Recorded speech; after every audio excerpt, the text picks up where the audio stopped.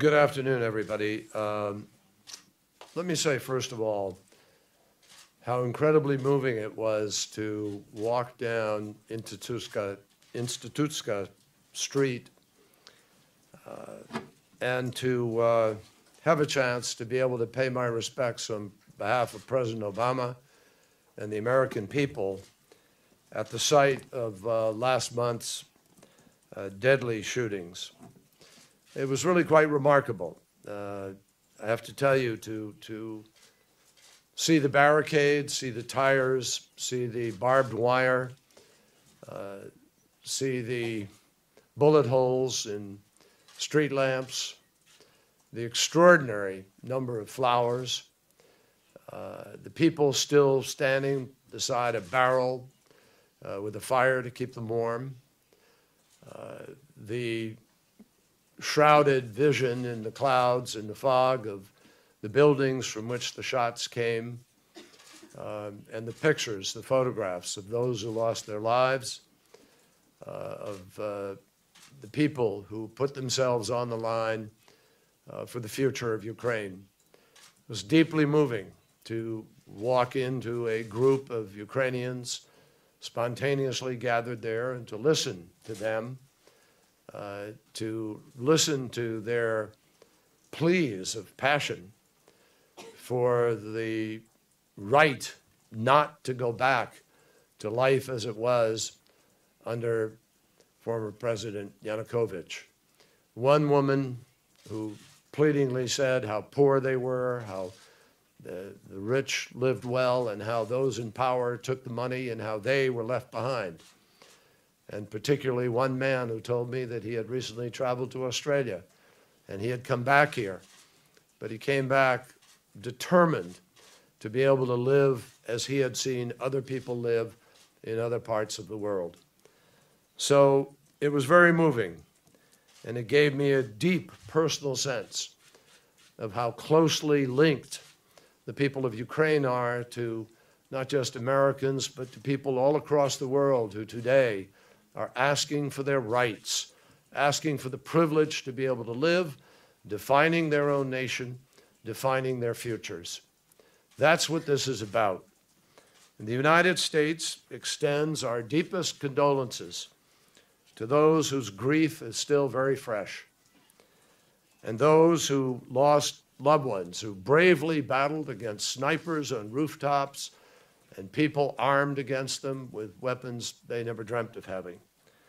These brave Ukrainians took to the streets in order to stand peacefully against tyranny and to demand democracy.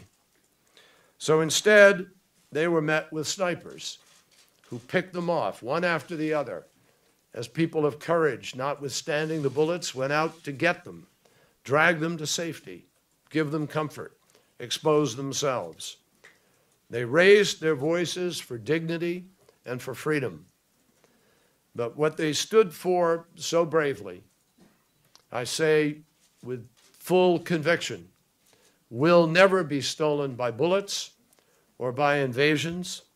It cannot be silenced by thugs from rooftops. It is universal, it's unmistakable, and it's called freedom. So today, in another part of this country, we're in a new phase of the struggle for freedom.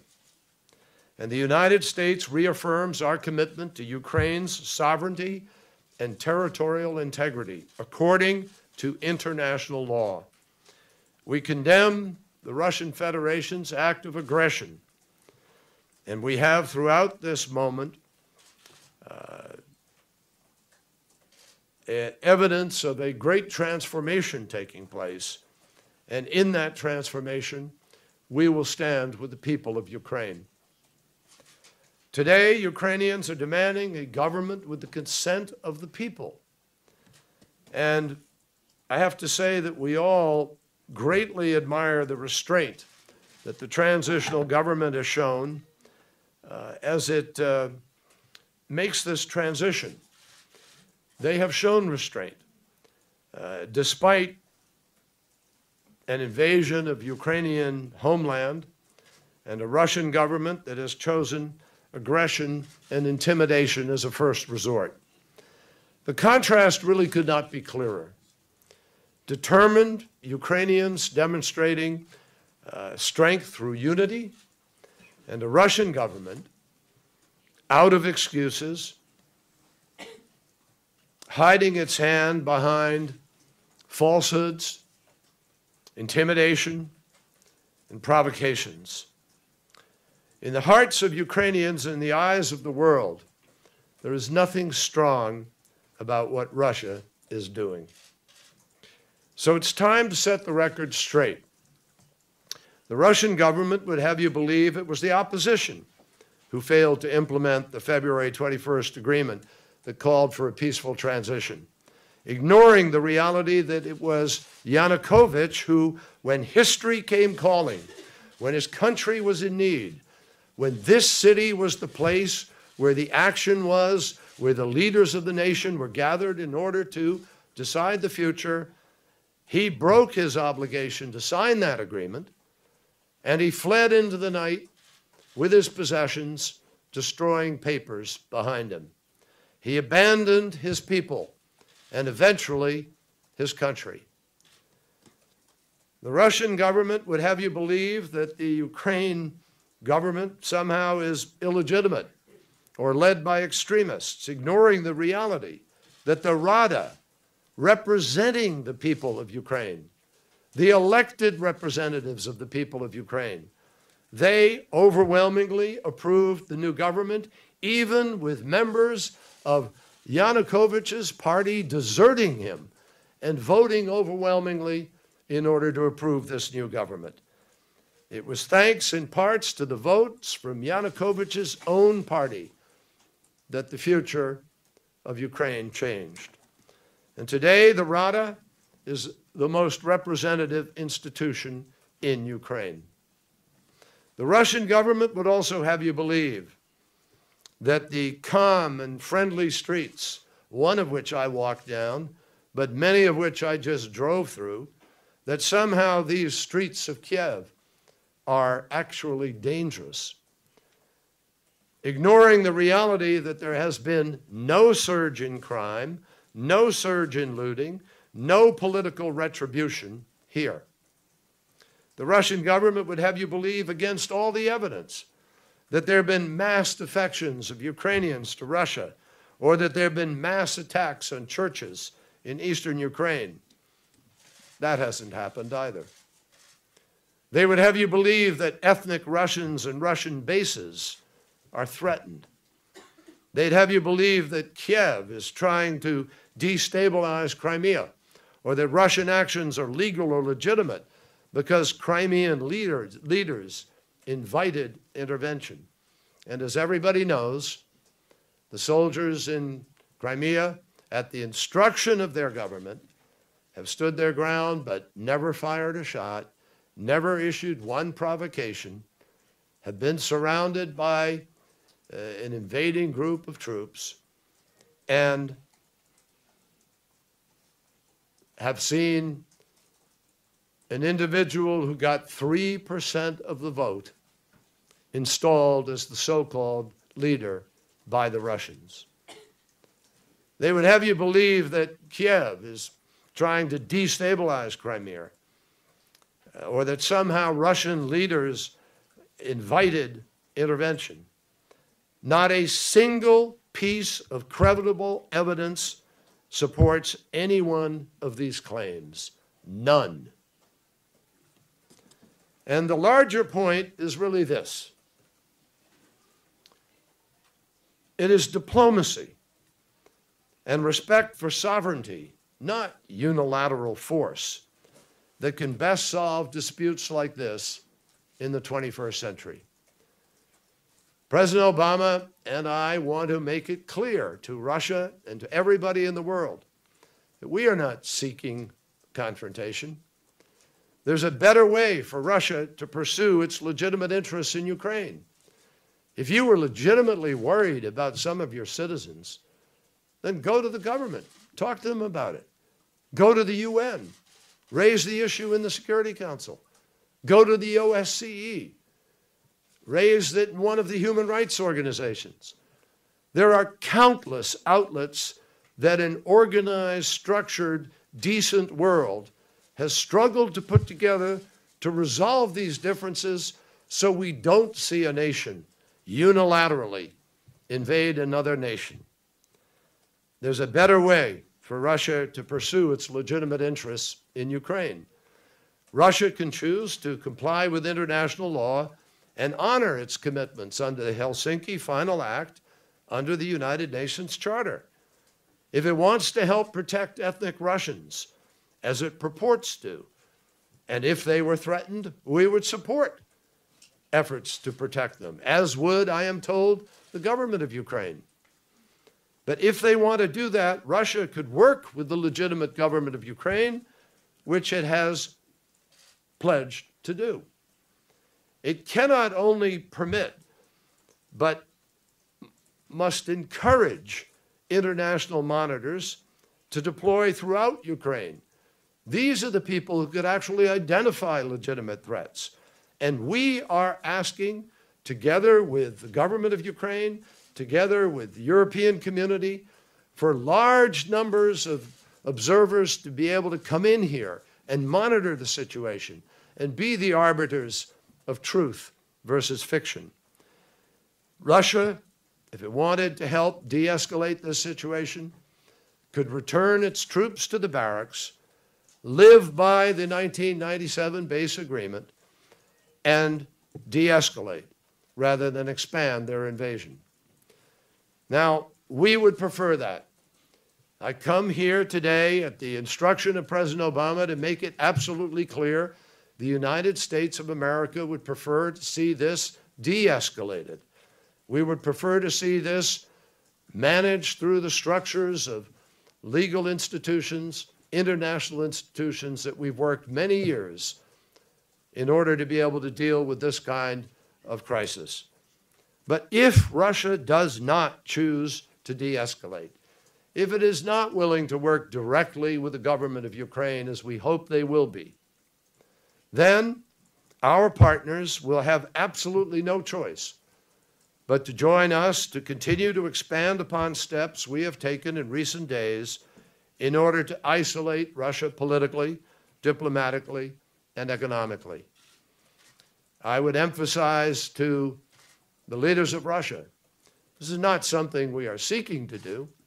This is something Russia's choices may force us to do. So far, we have suspended participation in the preparations for the Sochi G8 summit. We have suspended military contacts, and we have suspended bilateral economic dialogue. And we are prepared to take further steps if Russia does not return its forces to the barracks and engage in a legitimate policy of de-escalation. At the same time, the United States and its partners, our partners, will support Ukraine. We will support it as it takes difficult steps to deal with its economy. And I appreciate the meeting that I just had with the acting president and the prime minister and other leaders as we discussed how to strengthen the economy and move rapidly towards free, fair, open elections that can take place very shortly. We are working closely and will continue to work closely with the IMF team and with international partners in order to develop an assistance package to help Ukraine restore financial stability in the short run and to be able to grow its economy in the long run. I'm pleased to say that this package includes an immediate $1 billion in a loan guarantee to support Ukraine's recovery, and we are currently working with the Treasury Department of the United States and with others to lay out a broader, more comprehensive plan. We will provide the best expertise available to help Ukraine's economy and financial institutions repair themselves and to work towards these free, fair, fast, inclusive elections. We're also working with the interim government to help combat corruption and to recover stolen assets. And we are helping Ukraine to cope with Russia's politically motivated trade practices, whether it's manipulating the energy supply or banning the best chocolates made in Ukraine. The fact is, this is the 21st century, and we should not see nations step backwards to behave in 19th or 20th century fashion. There are ways to resolve these differences. Great nations choose to do that appropriately. The fact is that we believe that there are a set of options available to Russia and to all of us that could move us down a road of appropriate diplomacy, appropriate diplomatic engagement. We invite Russia to come to that table. We particularly invite Russia to engage directly with the government of Ukraine, because I am confident they are prepared to help work through these issues in a thoughtful way. I'm very proud to be here in Ukraine. Like so many Americans and other people around the world, we've watched with extraordinary awe the power of individuals unarmed except with ideas, people with beliefs and principles and values who have reached for freedom, for equality, for opportunity. There's nothing more important in this world. That is what drives change in so many parts of the world today. It's really partly why the world is in such a state of transformation in so many different places at the same time, because we're all connected. We all understand what other people are doing and the choices they have and the lives they get to lead. And all over the world, young people are saying, we do not want to be deprived of those opportunities. That's what this is about.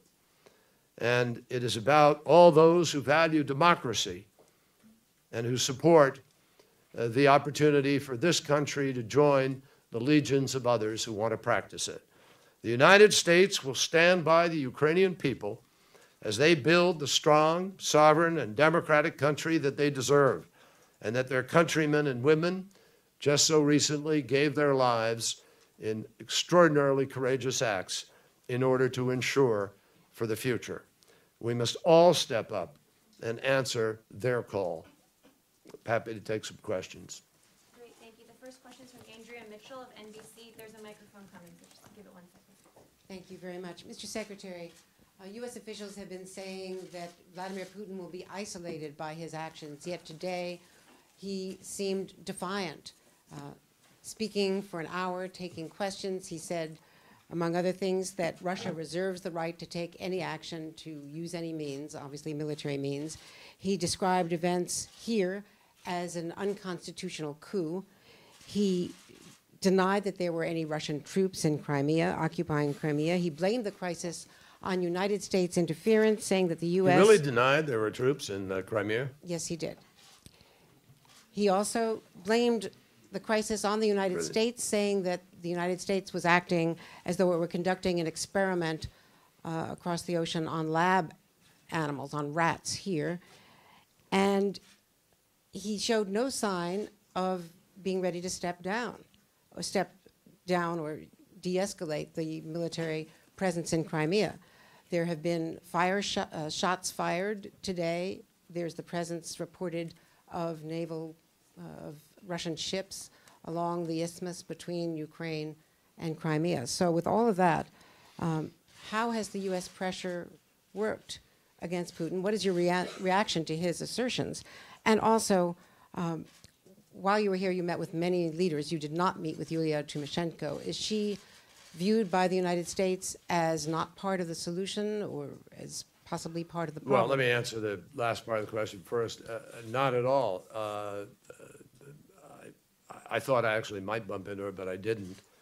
I had the meetings with the current group that represent the parties that have come together, and most likely presidential candidates at this moment, with whom I've been in touch and working with. I met with a number of them in Munich previously, and so we continued that conversation. But with respect to President Putin's comments, you know, I've spoken as directly to President Putin today as I can to invite him to engage in a legitimate and appropriate dialogue, particularly with the current government of Ukraine, knowing that there's an election in 90 days and the people of Ukraine will have an opportunity to ratify their future leadership. The fact is that in the eastern part of the country, Russia recently tried to get a couple of city councils to actually pass something asking for Russians to come in. And lo and behold, those councils did the opposite. They said, we don't want Russia to come in. We want our independence. And I think that it is clear that Russia has been working hard to create a pretext for being able to invade further. Russia has talked about Russian-speaking minority citizens who are under siege. They're not. And in fact, this government has acted remarkably responsibly by urging total calm, by not wanting to have any provocation, by avoiding even their troops who have a legal right to resist the invasion of other troops, but has ordered them not to engage to give a pretext of anybody being in danger. Here in the streets today, I didn't see anybody who feels threatened, except for the potential of an invasion by Russia. So I would hope that President Putin, who, you know, who is insisting against all evidence everywhere in the world about troops being in Crimea, that they're not there, that he will step back and listen carefully, that we would like to see this de-escalated. We are not looking for some major confrontation. But, and I do not believe that his interests, which we understand, a base, strong ties, everybody knows that, you know, Khrushchev gave the Crimea to the Ukraine back in 1954 or 6, I think it was. We all know these things. There's a long history of connection. We get it. But those things can continue and be worked out through the legal process, through the direct relationship with the government of Ukraine. It is not appropriate to invade a country and at the end of a barrel of a gun, dictate what you are trying to achieve. That is not 21st century G8 major nation behavior. And what we are looking for here is a responsible way to meet the needs of the parties, but respect the integrity, the sovereignty, the territorial integrity of Ukraine. And in fact, the UN Charter, the final act of Helsinki, the 1994 Budapest Agreement, and the 1997 base agreement between Russia and Ukraine all require a certain set of standards which have not been followed here. So again, we would like to see President Putin address the problems not by deploying forces, not through confrontation, but by engaging in the time-honored tradition of diplomacy, of discussion, of negotiation, and let's find a path forward which puts everybody on a track that benefits this region and the world more effectively. And will Germany stand with you against Excuse me. We will be having further discussions. I think the president will be talking before long with Chancellor Merkel. I'm having more conversations with Foreign Minister Steinmeier. And I believe we will stand united. I believe that, yes. Great, and our final question comes from Maria Koreniuk of Euronews. Go ahead.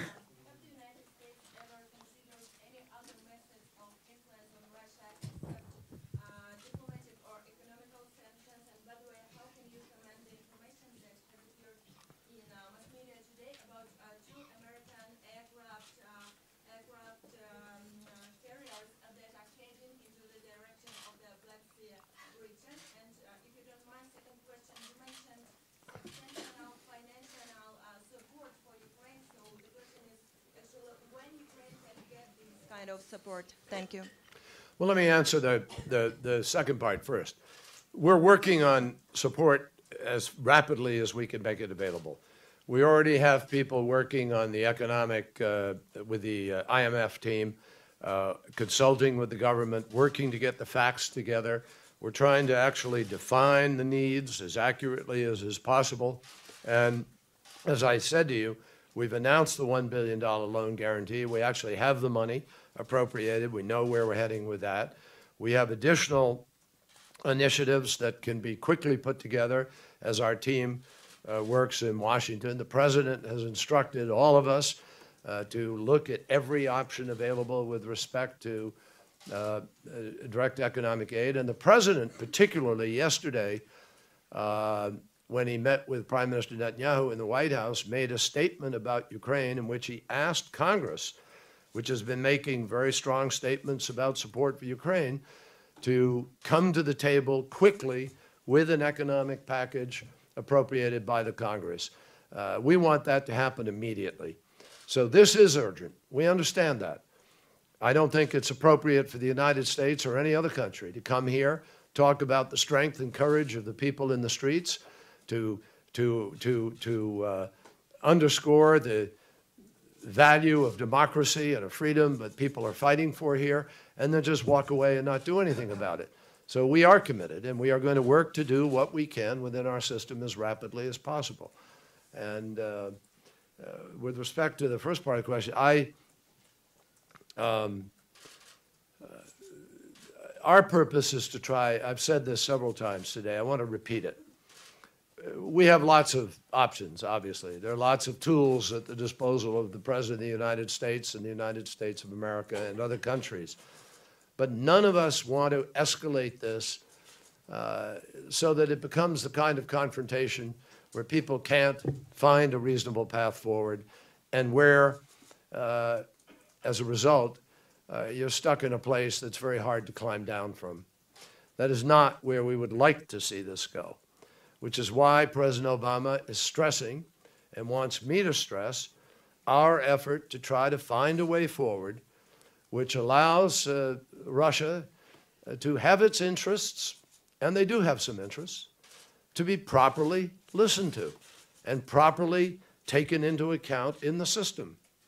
I have heard each Ukrainian leader who's talked to me acknowledge that they understand that there will be a relationship with Russia.